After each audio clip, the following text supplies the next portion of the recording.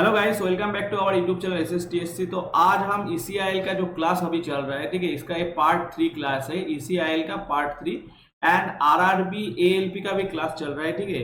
तो वो भी मेरा आपको चैनल में देखने को मिलेगा, आपका मेरा जो यूट्यूब चैनल है उसमें देखने को मिलेगा। एंड कोई भी अपडेट के लिए, इसका पीडीएफ के लिए आपको टेलीग्राम चैनल में ज्वाइन होना पड़ेगा एंड टेलीग्राम चैनल में ज्वाइन होने का लिंक वीडियो का डिस्क्रिप्शन बॉक्स में आपको मिल जाएगा।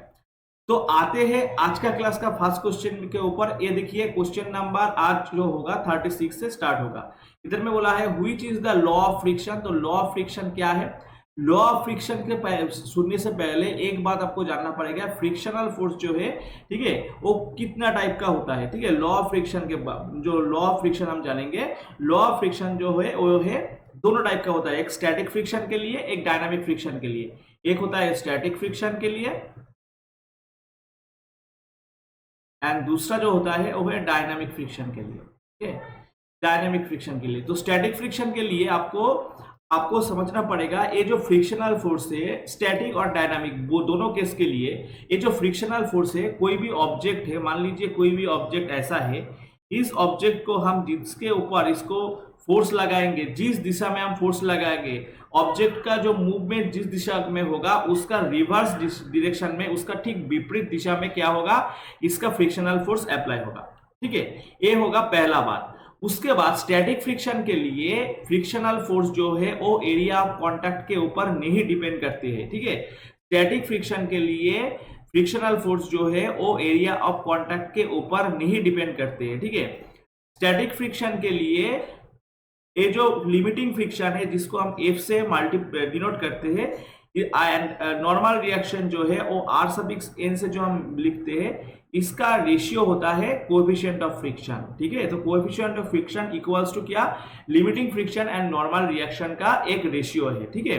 एंड स्टैटिक फ्रिक्शन के लिए roughness of the body, surface roughness क्या है, सरफेस रफनेस के ऊपर ऑब्जेक्ट का फ्रिक्शनल फोर्स जो है वो डिपेंड करते हैं, ठीक है, स्टैटिक फ्रिक्शन के लिए।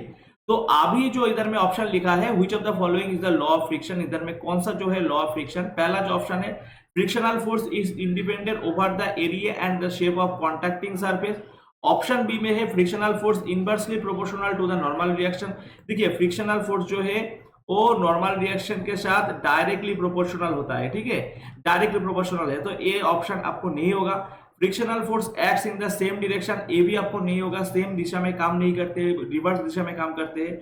ऑप्शन डी में बोला है frictional force is not depend on the nature of contacting surface. तो कॉन्टैक्ट सरफेस जो है उसका नेचर के ऊपर फ्रिक्शनल फोर्स जो है वो डिपेंड नहीं करता है, ठीक है। तो ये भी सही बात है। तो ऑप्शन ए जो है frictional force independent over the area and shape of the contact surface, ये आपका करेक्ट आंसर बन जाएगा। तो आपका करेक्ट आंसर हो जाएगा ऑप्शन ए, ठीक है, ऑप्शन ए जो है आपका करेक्ट आंसर बन जाएगा।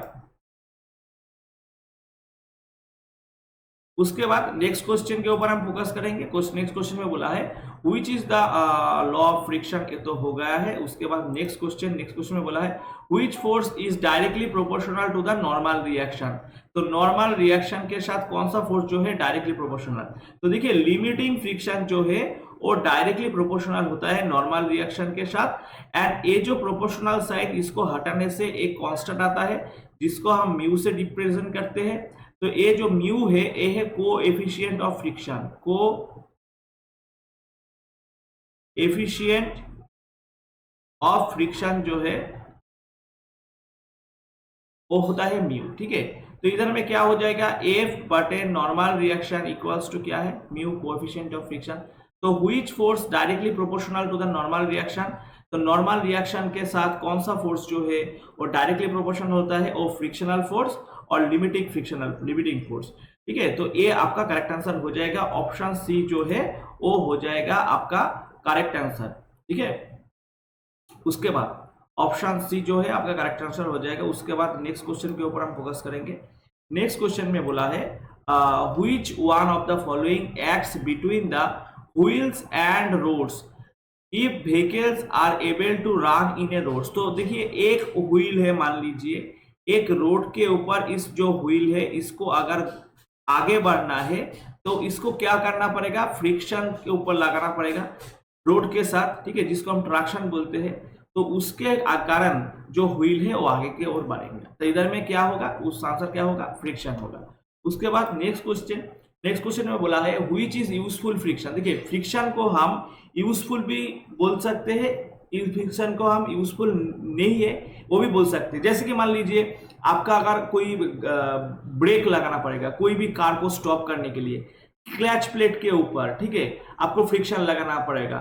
जैसे कि मान लीजिए आपका जो सेल्फ ब्लॉकिंग मशीन होता है जैसे कि स्क्रू जार, उसमें हम इंटेंशनली फ्रिक्शन लगाते हैं। तो फ्रिक्शन को हम हमारा जरूरत के ऊपर हम यूज कर सकते हैं। कभी कभी फ्रिक्शन के कारण हमारा क्या होता है, जो पावर है मशीन का जो एफिशिएंसी हो रिड्यूस होता है, उसी कारण क्या करते हैं हम लुब्रिकेशन जो है अप्लाई करते हैं। और कभी कभी हम इंटेंशनली फ्रिक्शनल फोर्स अप्लाई करते हैं हमारा इंजीनियरिंग प्रैक्टिस में लाभ पाने के लिए।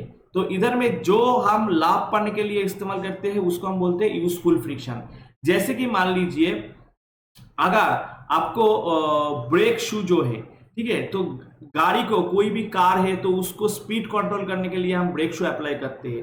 तो ब्रेक शू जो है एक यूजफुल फ्रिक्शन का एग्जांपल है। तो इसका आंसर क्या हो जाएगा, ऑप्शन डी आपका करेक्ट आंसर आ जाएगा। उसके बाद नेक्स्ट क्वेश्चन में बोला है which is wasteful friction. Wasteful का मतलब क्या है, जो हमारा जरूरत नहीं है, जो हमारा पावर जो है मशीन का जो एफिशिएंसी है उसको रिड्यूस करते हैं। तो ऐसा जो फ्रिक्शन है वो फ्रिक्शन का एग्जांपल क्या है, उसको आंसर करना पड़ेगा चारों ऑप्शन के माध्यम से। तो ऑप्शन ए में जो दिखाई दे रहा है, ठीक है, रेयर एक्सेल गियर, ए आपका करेक्ट आंसर हो जाएगा। क्योंकि टायर ऑन द फ्लोर, ए भी एक यूजफुल फ्रिक्शन होता है क्योंकि इसके कारण गाड़ी जो है आगे की ओर बढ़ेंगे। ब्रेक शू तो है एक useful friction, and clutch lining जो है ये भी एक यूजफुल फ्रिक्शन है, ठीक है। तो उसके बाद नेक्स्ट क्वेश्चन की ओर हम आगे बढ़ेंगे। नेक्स्ट क्वेश्चन में क्या बोला है which depends on the frictional force. तो फ्रिक्शनल फोर्स जो है किसके ऊपर, which depends on the frictional force, frictional force जो है किसके ऊपर डिपेंड करते हैं।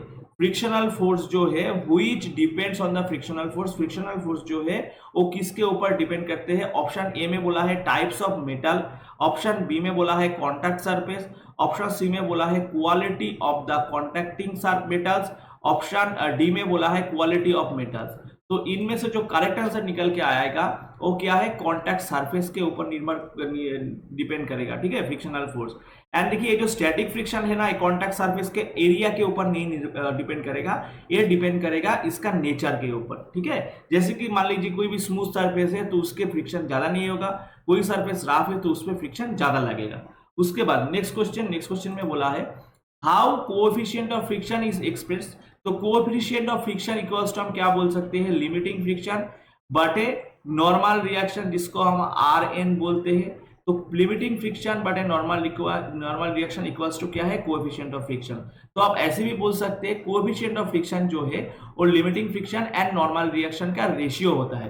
तो ऑप्शन ए में बोला है it is expressed as the ratio of the force and area, तो ये आपका करेक्ट आंसर नहीं हो सकता है। ऑप्शन बी में बोला है it is the ratio between the frictional force and normal reaction, ये आपका करेक्ट आंसर हो जाएगा। तो ऑप्शन बी जो है आपका करेक्ट आंसर हो जाएगा।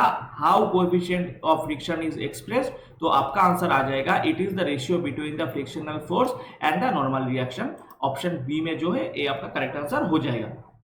उसके बाद नेक्स्ट क्वेश्चन में बोला है what is the formula of the coefficient of friction. तो कोएफिशिएंट ऑफ फ्रिक्शन का फॉर्मूला क्या है, देखिए इसका कोई ऑप्शन में नहीं दिया हो इधर में, मैं इसको समझने के लिए आपको इधर में रखा हूं। तो देखिए कोएफिशिएंट ऑफ फ्रिक्शन में बहुत सारे बार आपको एक्सप्रेस किया हो कोएफिशिएंट ऑफ फ्रिक्शन कैसे आता है। तो बोला है लिमिटिंग फ्रिक्शन जो है ये डायरेक्टली प्रोपोर्शनल होता है नॉर्मल रिएक्शन के साथ, लिमिटिंग फ्रिक्शन जो है वो नॉर्मल रिएक्शन के साथ डायरेक्टली प्रोपोर्शनल होता है। तो ये जो प्रोपोर्शनल साइन इसको उठाने के लिए एक कांस्टेंट आपको लाना पड़ेगा, ठीक है। तो इक्वल्स टू इधर में क्या हो जाएगा, एक कांस्टेंट आएगा जो नॉर्मल रिएक्शन के साथ मल्टीप्लिकेशन होगा।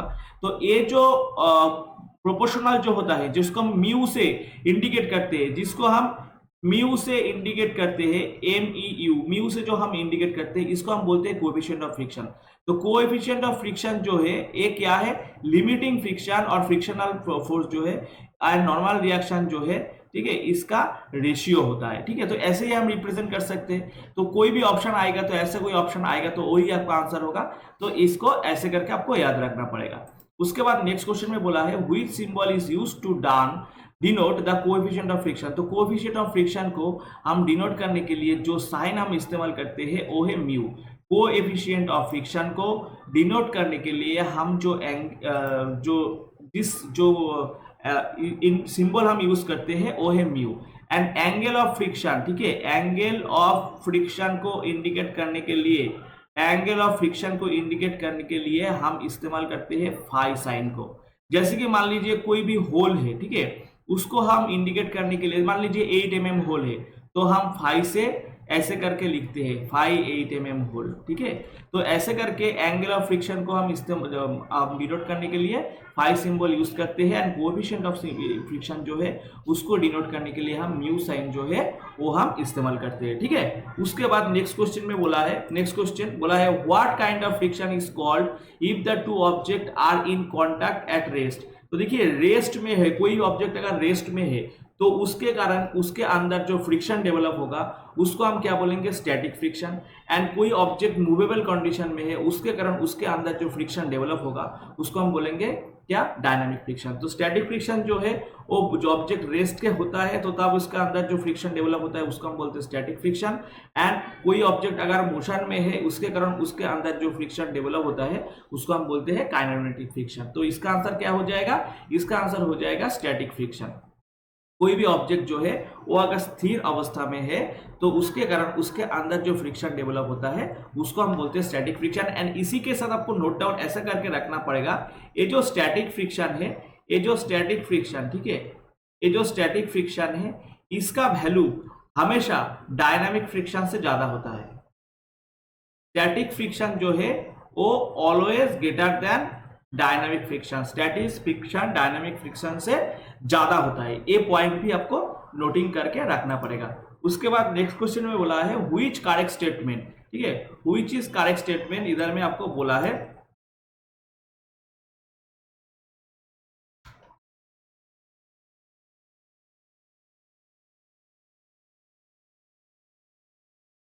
तो देखिए बोला है limiting friction is equal to rolling friction. Limiting friction rolling friction से ज्यादा इक्वल है, ठीक है। तो लिमिटिंग फ्रिक्शन देखिए, लिमिटिंग फ्रिक्शन रोलिंग फ्रिक्शन से इक्वल नहीं होगा, लिमिटिंग फ्रिक्शन जो है वो रोलिंग फ्रिक्शन से ज्यादा होगा। ऑप्शन बी में बोला है एक आपका करेक्ट नहीं है, ठीक है। ये जो ऑप्शन ए जो है ये आपका करेक्ट नहीं है। ऑप्शन ए, इस क्वेश्चन को करने से पहले एक जो कॉन्सेप्ट है इसको आपको पहले आप नोटिंग कर लीजिए। पहले जो है लिमिटिंग फ्रिक्शन, ठीक है, इधर में नोटिंग कीजिए लिमिटिंग फ्रिक्शन। लिमिटिंग फ्रिक्शन जो है वो ग्रेटर देन होता है sliding friction. Limiting friction sliding friction से ज्यादा होता है। एंड ये जो स्लाइडिंग फ्रिक्शन जो है, स्लाइडिंग फ्रिक्शन रोलिंग फ्रिक्शन से ज्यादा होता है। रोलिंग फ्रिक्शन जो है इससे ज्यादा होता है, ठीक है। तो लिमिटिंग फ्रिक्शन से ज्यादा होता है, लिमिटिंग फ्रिक्शन स्लाइडिंग फ्रिक्शन से ज्यादा होता है एंड स्लाइडिंग फ्रिक्शन जो है रोलिंग फ्रिक्शन से ज्यादा होता है।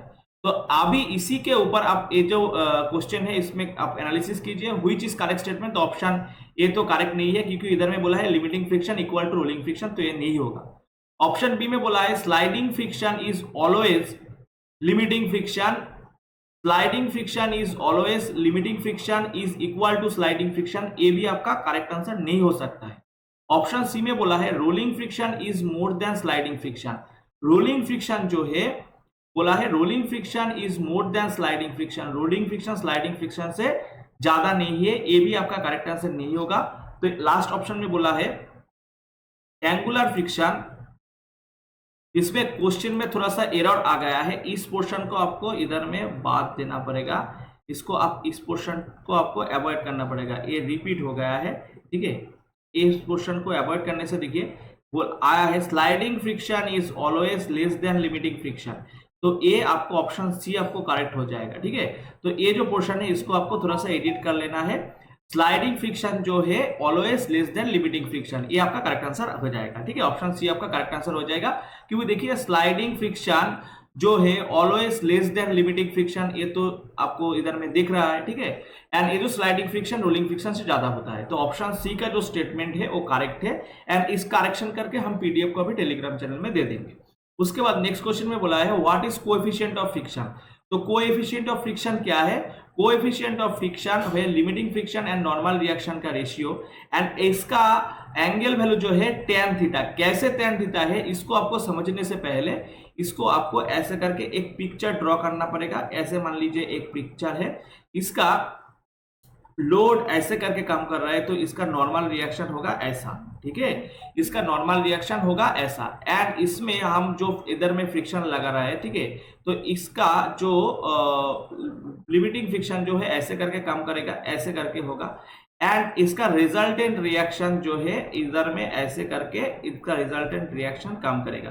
तो ये हो गया रिजल्टेंट रिएक्शन, एंड ये जो रिजल्ट नॉर्मल रिएक्शन जो है एंड इसके साथ जो रिजल्टेंट रिएक्शन जो एंगल करेगा, जैसे कि ए एंगल, इसको हम बोलेंगे फ्रिक्शन एंगल, ठीक है, जिसको हम किससे डिनोट करते हैं? फाई से डिनोट करते हैं, ठीक है।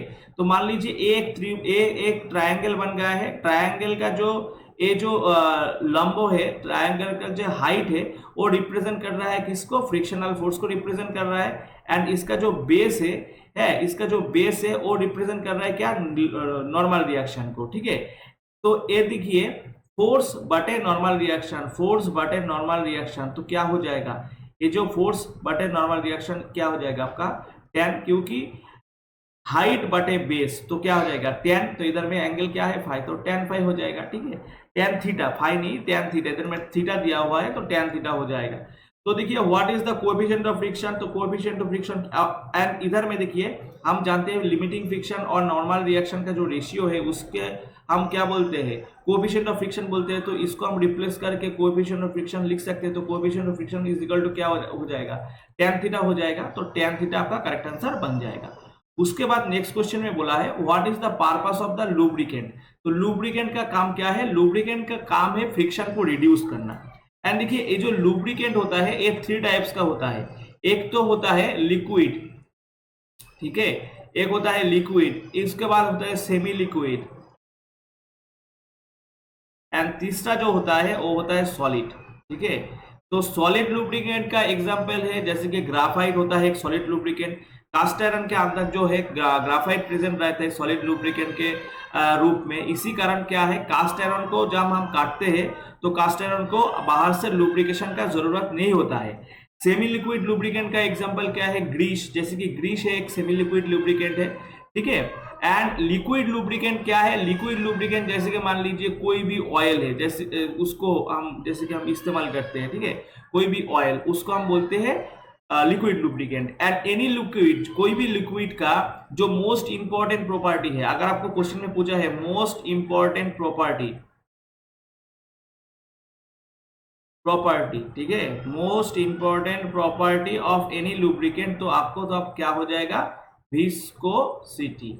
एंड ये जो विस्कोसिटी मैंने पहले क्लास में आपको समझाया था, विस्कोसिटी जो है इसका जो डायनामिक विस्कोसिटी दोनों टाइप होता है, एक डायनामिक एक काइनेमेटिक। तो ये जो डायनामिक विस्कोसिटी जो है, इस डायनामिक विस्कोसिटी का सीजीएस जो यूनिट है उसका यूनिट क्या है? पॉइस, ठीक है, इसका सीजीएस यूनिट है पॉइस, एंड इसका सीजीएस यूनिट होगा पॉइस, एंड इसका एसआई यूनिट जो है वो होगा newton second per metre square, and 1 poise equals to 0.1 newton second per metre square, ठीक है। इसको आपको याद रखना पड़ेगा।